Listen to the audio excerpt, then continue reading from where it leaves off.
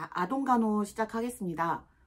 지난 시간에 성장과 발달 보셨고, 정상 신생아의 간호 돕기 보셨고, 고위험 신생아 간호 돕기까지 공부하셨습니다. 그래서 이번 시간에는 이제 영아 간호로 넘어오도록 하겠습니다. 자, 우선 우리가 출생하고 나서 일주일간은 초생아 이렇게 불렀었고요. 한 달까지는 신생아, 그리고 우리 돌잔치 할 때까지 12개월까지를 영아 이렇게 부릅니다. 그래서 영아의 개념 1개월에서 12개월까지 아동을 말하는구나. 이 시기에는 이런 간호를 제공하는 게 좋구나. 이렇게 염두에 두고 공부를 하시면 될 것 같습니다. 우선 신체적 발달을 보겠습니다. 자, 신장 1년이 됐을 때의 신장과 체중의 그 성장비 기억하시라고 말씀드렸는데요. 신장은 1.5배, 그리고 체중은 12개월이 되면 3배가 증가한다. 치아 같은 경우는요, 아래 앞니부터 이빨이 나오기 시작하죠. 그래서 6개월에서 8개월에 전니가 아래 앞니부터 나기 시작하고 24개월에서 30개월이 되면 전부 나게 됩니다. 전니의 개수는 모두 20개이구나 기억해 주시면 됩니다. 자, 두위의 경우에는 뇌 발달에 지침이 되는 것이고 생후 2년간 급증하며 뇌의 무게는 성인의 50%까지 성장하게 된다. 자, 두 번째 생리적 기능입니다. 자, 바이탈 사인인데요. 호흡은 분당 30회 정도, 신생아기에 비했을 때 30에서 60회보다는 많이 안정이 된 상태. 그리고 맥박 같은 경우도 80에서 150회 정도를 정상 수치라고 보고요. 체온은 37.5도, 수면 같은 경우는 16시간 최대 수면을 하는구나 기억해 주시면 될 것 같습니다. 자, 영아기의 발달로 넘어갑니다. 영아기의 발달에서 가장 우선적으로 선생님들이 기억하셔야 되는 거는 표 3-5 대근육 발달이죠. 두미 법칙에 의해서 머리 쪽부터 발끝 쪽으로 발달하기 시작합니다. 그래서 1개월부터 12개월까지 어떤 근육이 발달을 해서 어떤 행동을 보이는지 이거를 외우셔야 하고요. 3개월 정도가 됐을 때는 목을 가눌 수 있다. 4개월이 되면 받쳐주면 앉을 수 있다. 그렇죠? 6개월이 되면 혼자 앉을 수 있다. 8개월이 되면 기어다니기 시작한다. 근데 보통 앞쪽으로 먼저 기기보다는 뒤로 움직이는 경우가 많다. 10개월 되면 가구를 잡고 일어선다. 12개월이 되면 혼자 걷기 시작하는구나. 이렇게 기억하시면 되고, 한 가지 더 18개월이 됐을 때 아이에게 보이는 그런 그 근육 발달은 끌기, 장난감을 끌고 다니는 것을 좋아하는구나. 그래서 같이 기억해 주시면 될 것 같습니다. 자, 인지 발달에서는 대상의 영속성이 시작되는데요. 보통 우리가 6개월에서 8개월이 되면 익숙한 것에서 떨어질 때 발생하는 불안감을 표현하죠. 울음으로. 그래서 그 분리불안이 시작되는데 이게 대상의 영속성이 발달하는 첫 시기이구나 기억해 주시면 됩니다. 감각 발달에서는 시각, 청각, 미각이 영아기 동안 발달하게 되고요. 정서적 발달에서는 우리가 이제 엄마와의 관계를 통한 신뢰감이 발달하고, 성적 발달에서는 우리가 이제 성감대를 안 물어볼 수가 없죠. 구강기의 성감대는 입, 그리고 언어 발달은 12개월이 되면 두세 단어 정도 말할 수 있고, 놀이, 어떤 놀이기구가 좋으냐라고 하면 딸랑이 정도 단단하게 만들어져 있고 깨지지 않고 입에 넣었을 때 세척하기도 좋은 그 딸랑이를 주는 게 좋다. 같이 기억해 주시면 되겠습니다. 자, 이 시기에 영아의 간호, 어떤 간호가 중요하냐? 크게 두 가지를 볼 수가 있습니다. 첫 번째는 이유식이죠. 이유식. 영양 공급을 어떻게 할 것이냐. 그리고 출생하고 나서 엄마에게 받은 면역체가 소실되면서 이제 스스로 항체를 만들어야 하죠.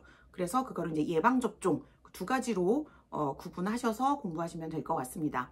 영양 공급에서는 이유식이 중요해요. 자, 이유식은 언제 시작하는 게 좋으냐? 생후 6개월에 시작해서 12개월에 대부분의 음식들을 먹어볼 수 있게 완료하는 게 좋습니다.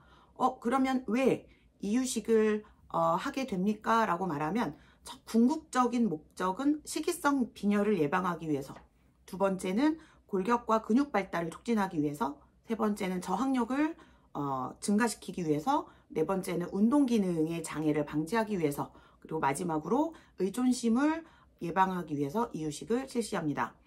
여기서 선생님들이 꼭 체크해 두셔야 되는 거는, 자, 이유식을 하는 궁극적인 목적이 뭐냐? 이렇게 잘 물어본단 말이에요. 그러면 이유는 여러 가지가 나왔지만 하나만 기억하시면 돼요. 정말 궁극적인 목적. 왜 하느냐? 식이성 빈혈을 예방한다. 이거를 기억해 주시면 됩니다.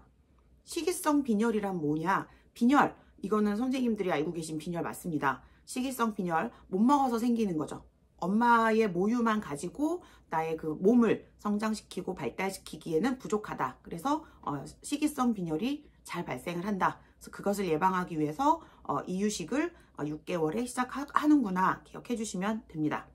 이유식을 시작할 때의 원칙이 표 3-7에 나와 있는데요. 대부분은 다 그냥 상식적으로 아실 거예요. 그쵸? 싫어하는 것을 억지로 먹이진 않죠. 싫어하는 건데도 막 억지로 막 넣어주는 경우 아동학대에 해당할 수도 있습니다. 그쵸? 그 다음에 처음 주는 건데 여러 가지 음식을 뭐 짬뽕해서 갈아주는 경우는 없죠. 그래서 상식적으로 선생님들이 알고 계시는 이유의 원칙이고, 특징적인 거 3가지만 체크하고 넘어가겠습니다. 자, 이유식을 주되 언제 주는 게 좋으냐? 이유식을 먼저 주고 그 다음에 우유를 주는 게 좋고요. 두 번째 체크하셔야 되는 거는 새로운 음식을 추가할 때는 4일에서 7일 정도의 간격을 두고 한 가지씩 시도해야 합니다. 이유가 중요한데요. 이유는 알레르기 여부를 파악하기 위해서. 그리고 이유식을 주는 음식의 순서가 있습니다. 고기부터 주진 않겠죠? 그래서 곡물, 야채, 과일, 고기 순으로 먹인다. 이 정도만 체크해 두시고 이유를 하는데 이런 원칙이 있구나 기억해 주시면 될 것 같습니다. 자, 그리고 일광욕을 하기도 합니다. 일광욕을 하는 이유는 구루병을 예방하기 위해서, 즉 비타민 D 합성을 유도하기 위해서 하는 건데요. 언제 하는 게 좋으냐? 뜨거울 때 잠깐 하는 게 좋으냐? 아니면 좀 피해서 하는 게 좋으냐? 상식적으로 아이들의 피부는 좀 약하잖아요. 그래서 뜨거운 시간을 좀 피해서 오전 11시 이전, 오후 3시 이후에 하는 것이 좋다. 자, 넘어갑니다. 건강관리에서는 예방접종이 가장 중요하죠. 영아기의 아이들이 사망을 할 때 영아기의 주된 사망 원인은 선천적 기형이었죠. 예, 그래서 선천적 기형이 영아기의 그 주된 사망 원인이구나 기억해 주시면 되고, 예방접종으로 넘어와서 출생 후 3개월에서 6개월 동안은 모체로부터 받은 면역체가 있었죠. 이거를 뭐라고 불렀냐면 자연 수동 면역 이렇게 불렀단 말이에요. 태반을 통해서 오는 거, 엄마의 초유를 통해서 오는 거. 그래서 출생하고 한 6개월 동안에는 웬만큼의 질병에 대한 저항력을 가지고 있다. 질병에 다 걸리지 않는다. 그래서 그 전부터 아이들에게 잘 발생하는 그 예방접종을 함으로 인해서 질병을 예방할 수 있도록 항체를 스스로 만들 수 있게 예방접종을 한단 말이에요. 그래서 표 3-8 우리나라의 국가 예방접종 순서를 좀 기억을 하셔야 합니다. 그래서 개월수, 원령에 따른 예방접종, 필수 예방접종을 중심으로 암기를 하시면 될 것 같습니다. 자, 출생 후 가장 처음 맞는 예방접종은 B형 간염이죠. 그렇죠? B형 간염인 경우에는 자, 출생 후 그 다음에 1개월 있다가 6개월 있다가 이렇게 총 3번을 접종하게 됩니다. 짧은 시간에 반복 접종을 한다. 백신의 성질은 불활성화 백신입니다. 불활성화 백신, 우리가 이제 쉬운 말로 하면 사백신 이렇게 이야기를 하기도 하죠. 그래서 단시간에 반복 접종을 하는구나 라고 하면 불활성화 백신, 즉 사백신을 의미하는구나. 그래서 B형 간염도 016 간격으로 3회 접종을 하기 때문에 백신은 사백신 성질로 접종을 하게 됩니다. 그리고 B형 간염에서 같이 암기해 주셔야 되는 거는 모체가 B형 간염이다. 또는 B형 간염 보균자이다. 이럴 경우에는 어떻게 합니까? 라고 하면 백신은 출생 후 바로 놔주죠. 백신을 놔주면 내 몸에서 항체를 만들기까지 시간이 걸린단 말이에요. 그러면 그 걸리는 시간 동안에는 나는 무방비 상태이죠. 그래서 백신하고 BCG 백신하고 같이 맞는 게 면역글로불린을 함께 투여를 합니다. 그래서 모체가 B형 간염, 표면 항원이 양성이다 라고 하면 원래대로 BCG 접종하고 그다음 추가로 한 가지 더 면역 글로불린을 접종하는구나. 이렇게 기억해 주시면 되고요. B형 간염 접종이 끝난 다음에 BCG 접종을 합니다. BCG는 생후 4주 이내 1회 접종으로 끝나죠. BCG는 1회 접종으로 끝나죠. 1회 접종으로 끝난다라고 하는 거는 약독화 백신, 즉 생백신을 의미합니다. 그래서 BCG의 백신 성질은 결핵 예방 백신이죠. 그래서 생백신, 약독화 백신이구나 기억해 주시면 돼요. 그리고 BCG에서도 하나 기억하실 거는 원래 순서는 출생 후 B형 간염, 그 다음에 BCG 접종 이렇게 하게 되는데 모체가 결핵이다 내지는 퇴원하고 집으로 가야 되는데 그 가족 중에 결핵 환자가 있다. 이 경우에는 결핵 접종을 출생 후 가장 먼저 하게 됩니다. 순서가 B형 간염보다 먼저 접종을 하게 되는구나. 출생 즉시 접종을 한다. 같이 알아두시면 될 것 같습니다. 자, B형 간염 접종하고 BCG 접종하고 그 다음에 이제 맞는 필수 접종이 디탭이죠. 디프테리아 파상풍 100일에 예방접종을 하고요. 이 디탭은 2개월, 4개월, 6개월, 2, 4, 6개월에 맞습니다. 다른 말로 표현하면 생후 2개월에 시작해서 2개월 간격으로 3회 접종한다. 자, 또 말씀드릴게요. 단기간 동안에 반복 접종을 한다라고 하면 이 백신의 성질은 그쵸? 예, 불활성화 백신, 즉 사백신이구나를 의미할 수 있습니다.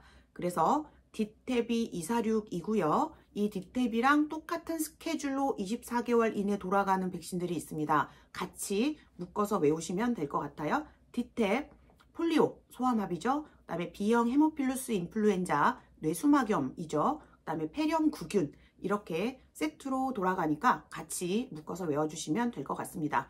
자, 여기까지 B형 간염, BCG, 디탭, 폴리오, B형 헤모필루스 인플루엔자, 폐렴구균 2, 4, 6개월까지 끝나면 6개월에서 12개월까지는 백신 휴지기. 그래서 출생 직후에 맞았던 B형 간염부터 6개월까지 스케줄대로 접종을 하고 12개월까지는 접종이 없습니다. 그리고 12개월이 지난 다음에 처음으로 접종하는 게 MMR 접종이고요. MMR은 홍역 유행성 이하선염 풍진입니다. 얘는 혼합 백신이고요. 얘를 1차 접종하면 끝나죠. 자, 1차 접종하고 끝난다라고 하면 백신의 성질은 약독화 생백신 기억해 주시면 되고요. 이 MMR 같은 경우는 초등학교 들어가기 전에 한번 추가 접종을 더 하게 됩니다. 그래서 만 4세에서 6세 MMR 2차 접종을 하게 되죠. 그래서 얘는 추가 접종도 시험 문제에 잘 나옵니다. 그래서 기억해 주시면 될 것 같고 생백신은 1회 접종으로 끝난다면서 얘는 한 번 더 맞아요? 예, 더 맞습니다. 더 맞는 이유는 굉장히 잘 발생을 하고 혼합 백신이기 때문에 그 집단 생활을 하기 전에 한 번 더 접종을 하는구나 기억해 주시면 됩니다. 자, 그리고 MMR 접종이 끝나고 나면 수두 접종을 하게 되고요. 수두 접종이 끝나면 A형 간염 접종을 하게 되죠. A형 간염도 마찬가지로 2회 접종인데요. 1차 접종하고 1개월이나 2개월 지난 다음에 2차 접종을 하게 되죠. 얘도 반복 접종을 단기간 내 하게 되니 얘도 사백신으로 접종을 하고 있습니다. 아까 말씀드렸던 수두 같은 경우도 한 번 접종하고 끝이거든요. 그래서 수두의 백신의 성질은 약독화 생백신이구나. 생백신 기억해 주시면 될 것 같습니다. 자, 이렇게 맞다가 24개월이 됐을 때 제일 마지막에 맞는 게 이제 일본 뇌염을 시작하게 되고요. 일본 뇌염은 생백신으로 맞기도 하고 불활성화 사백신으로 맞기도 합니다. 그래서 얘는 종류가 두 가지가 이제 부모가 선택해서 맞을 수 있고 24개월 이내 1차 접종이 시작하는구나 라고 기억해 주시면 됩니다. 물론 우리가 독감 예방접종 하죠. 인플루엔자 예방접종은 12개월에 하고 24개월에 하고 36개월에 하고 매년 접종을 하게 되는구나 기억해 주시면 되고요. 한 가지를 더 기억하자면 디탭을 좀 기억을 해 주셔야 돼요. 디탭은 2, 4, 6개월에 3차 접종하고요. 18개월쯤 됐을 때 4차 접종을 합니다. 그리고 만 4세에서 6세 MMR 2차 접종할 때 디탭 5차 접종을 하게 되죠. 그리고 DTaP 5차 접종을 하고 나면 그 이후에는 100일에는 빠지거든요. 그래서 TD 10년마다 반복 접종을 하게 됩니다. 왜 이 말씀을 드리냐면 초등학교 들어가기 전에 이게 지금 필수 예방접종인 거예요. 초등학교 들어가기 전에 반드시 접종이 완료되었어야 하는 예방접종은 이렇게 물어보기도 해요. 어디에서? 학교보건에서 물어보겠죠. 자, 그렇다면 MMR 2차 접종이 끝났어야 하고 DTaP 5차 접종이 끝났어야 합니다. 그렇죠? 그래서 두 가지는 추가 접종까지 기억을 해주시는 게 시험 문제 풀 때 좀 유리하다. 기억을 해주시면 될 것 같습니다. 자, 여기서 한 가지를 더 짚고 넘어간다면, 자, 그 자연수동 면역이에요. 모체로부터 태반을 통해서 받은 거, 출생 후 한 6개월까지는 유지가 됩니다. 그쵸? 그리고 시험 문제에서 주로 물어보는 게 홍역을 물어본단 말이에요. 홍역 예방접종을 언제 시작하게 되냐면 12개월이 지나야 MMR 혼합접종으로 홍역 예방접종을 합니다. 그러면 6개월에서 12개월 동안은 홍역에 대한 항체가 없는 상태이다. 그쵸? 그런데 그 시기에 홍역이 유행을 하고 있다. 그러면 어떡합니까? 병원에 가서 예방접종을 해야 되겠죠. 그러면 12개월이 되지 않았는데 한 10개월 됐을 때 홍역이 돌아서 홍역 예방접종을 10개월에 맞았어요. 그러면 12개월에서 15개월 원래 MMR을 접종해야 되는 시기에 MMR 접종을 하느냐? 합니다. 그래서 예방접종을 하려고 아이의 정보를 두드려 봤더니 얘는 MMR 접종을 2번을 한 경우가 종종 있어요. 그러면 뭘 의미하느냐? 12개월 되기 전에 홍역이 유행해서 먼저 가속 접종을 했고 그 다음에 12개월 지나서 접종한 거는 원래 필수 예방접종 스케줄대로 접종을 했구나 라고 해서 MMR 접종은 2번 하는 경우가 있다. 왜? 그 자연수동 면역이 끝나는 시점, 그 다음에 MMR 필수 예방접종을 하는 시점, 공백기가 있단 말이에요. 그 기간을 기억을 해주시면 될 것 같습니다. 자, 참고로 말씀드리면 우리 예방접종, 즉 백신 접종한다고 하는데 이 백신 접종의 면역 종류는 주사기로 항원을 넣어주는 거죠. 그래서 인공적인 대신에 들어온 항원은 내가 스스로 항체를 만든단 말이에요. 그래서 능동적이죠. 그래서 예방접종의 면역 형태가 뭐냐라고 물어보면 인공, 능동, 면역 이렇게 얘기할 수 있습니다. 즉 모체로부터 자연적으로 받은 거 자연 수동 면역, 그쵸? 나는 받기 싫었으나 자연적으로 나는 아무것도 하지 않았으나 항체를 받는 거 자연 수동 면역, 다음에 내가 스스로 만드는 거 인공, 능동 면역 이렇게 백신의 형태, 면역의 종류까지 같이 기억해 주시면 좋을 것 같습니다. 자, 예방접종 전후 주의사항이 좀 있습니다. 예방접종 전에는 전날 목욕시킵니다. 그쵸? 그 다음에 체온을 측정하고 고열이 나면 예방접종을 할 수 없겠죠? 청결한 의복을 입혀서 데려가야 되고 건강 상태를 잘 아는 아이의 보호자가 데려가야 하고 그리고 건강 상태가 좋은 오전 중에 접종할 수 있도록 합니다. 모자보건 수첩을 가지고 오고 예방접종을 하지 않을 어린이는 함께 데려가지 않습니다. 그쵸? 자, 예방접종 후에 주의사항입니다. 자, 접종 후에는 20분에서 30분간 접종기관에 머물러서 관찰한다. 우리 코로나19 예방접종 맞아보신 분은 알겠지만 접종한 다음에 바로 가라고 하지 않죠. 예, 한 30분 정도 그 자리에 앉아서 이상 반응이 발생하는지를 관찰합니다. 아이들도 똑같아요. 귀가 후에 적어도 3시간 이상 주의 깊게 관찰하고요. 과격한 운동은 삼가합니다. 접종 당일은 목욕시키지 않고요. 접종 부위는 청결하게 유지하고 그 다음에 아이를 재울 때는 바로 눕혀서 재우는 것이 좋다. 이렇게 같이 기억을 해주시면 될 것 같습니다. 예방접종 약을 사용할 때 주의점이 하나 더 있습니다. 자, 유효기간을 잘 확인하고요. 약병은 잘 흔들어서 사용한다. 요즘에 약병에서 이렇게 빼서 예방접종 하진 않죠. 다 시린지에 담겨서 나오는데요. 그 주사기를 사용할 때도 잘 이렇게 믹스해서 사용을 해주시면 되고 직사광선을 피해서 냉장 상태 2에서 5도씨의 냉함소에서 보관하고요.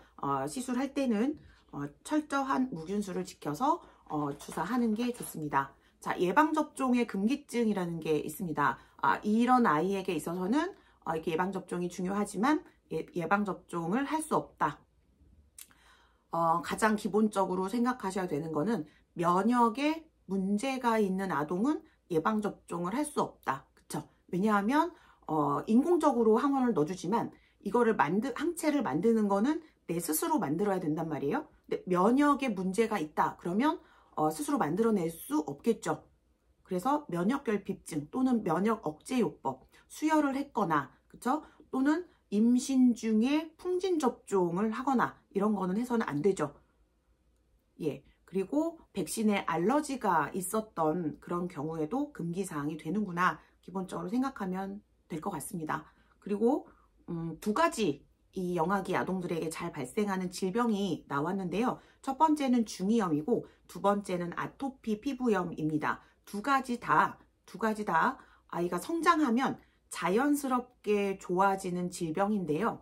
이 시기에 어떻게 관리를 해야 되는지만 기억하시면 될 것 같습니다. 중이염 같은 경우는 중이, 귀에 생기는 염증입니다. 그렇죠? 그래서 상기도 감염의 합병증으로 주로 발생을 하고요. 그 5개월 이상 된 아기가 감기가 있는데 열도 나고 버게에 귀를 비벼대면서 자주 칭얼대고 있어요. 그렇다면 우리가 중이염이구나 의심할 수 있고요. 언제 잘 발생하느냐? 합병증으로도 잘 발생하지만 우유를 먹일 때 앙하위 자세, 즉 누운 자세에서 돌돌이에 말아서 먹였다. 이러면 비인두의 우유가 고이게 되고 이게 유스탁 교관을 통해 중이까지 가서 염증을 일으킬 가능성이 매우 높다. 그래서 수유할 때는 상체를 높이고 수유하는 것이 중요하다. 자, 여기서 반드시 기억하셔야 되는 거는요. 유스타키오관 기억해 주시면 될 것 같습니다. 자, 두 번째 나오는 질병이 아토피 피부염입니다. 아토피 피부염. 자, 이게 발생하는 원인은 유전 더하기 환경적인 요인이에요. 자, 유전 어떻게 할 수 없습니다. 그쵸? 환경적인 요인, 환경을 확 바꾸지 않는 이상은 어떻게 할 수 없다. 그래서 이 아토피 피부염은 간호하는 방법이 시험 문제에 잘 나옵니다. 그쵸? 목적은 가려움을 감소시키는 거, 그다음 피부 염증을 감소시켜주는 게 목적이고요. 그럼 어떻게 해야 되느냐? 보습제를 발라줍니다. 그쵸? 그리고 가습기를 사용해 주고요. 면 소재의 속옷을 입히고 심하게 긁는 경우에는 장갑을 끼워주거나 더 심한 경우에는 팔꿈치 억제대를 사용할 수 있습니다. 그리고 비누를 사용할 때는 중성의 수분성 비누를 사용한다. 이렇게 기억해 주시면 될 것 같습니다. 마지막에 나온 게 이제 구강위생이 나왔습니다. 자, 구강위생에서는 자, 영유아 치과 검진, 처음 치과 검진을 실시하는 시기가 언제이냐? 18개월에서 29개월에 처음 시작하고요. 칫솔 사용 시기 언제가 좋습니까? 라고 물어보면 시기는 정확히 나와 있지 않습니다만 유치가 나기 시작하자마자 시작하는 것이 좋다. 그렇죠? 그리고 깨끗한 젖은 수건이나 부드러운 칫솔로 잇몸을 부드럽게 닦아주는 것.